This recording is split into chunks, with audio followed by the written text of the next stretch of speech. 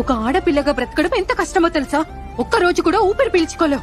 వచ్చాడు పెద్ద క్లాస్ట్రోఫోబిక్. పెళ్లికి ముందు అమ్మ నాన్న మాట వినాలి, పెళ్లి తర్వాత మొగుడు అమ్మ నాన్న మాట వినాలి, తర్వాత పిల్లల్ని కనాలి. ఆడపిల్ల పుడితే ఇంకా కంటూనే ఉండాలి. How does it matter?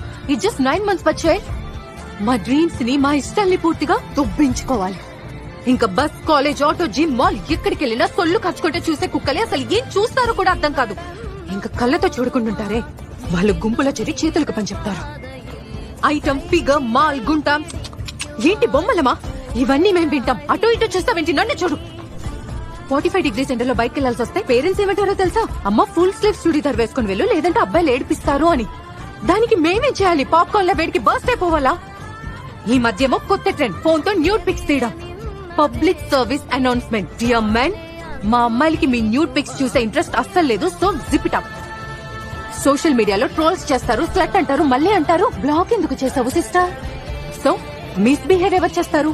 అబ్బాయిలు. ఎవరు వెంటపడి ఏడిపిస్తారు? అబ్బాయిలు. హెరాస్ ఎవరు చేస్తారు? అబ్బాయిలు. కానీ ఇక్కడ ఎవరు ఫ్రీడమ్ దొబ్బింది? మా అమ్మాయిలది. సో అబద్ధాలు అడ్డం మాకేం సరదా కాదు. అబద్ధాలు చెప్తాం ఇంట్లోంచి బయటకు వెళ్ళడానికి. దాన్ని ఎలా అర్థం చేసుకుంటారు? మా క్యారెక్టర్ లూజ్ అనా? ఉన్నది ఒకే జీవితం, నచ్చినట్టు బ్రతికే హక్కు మాకు ఉంది.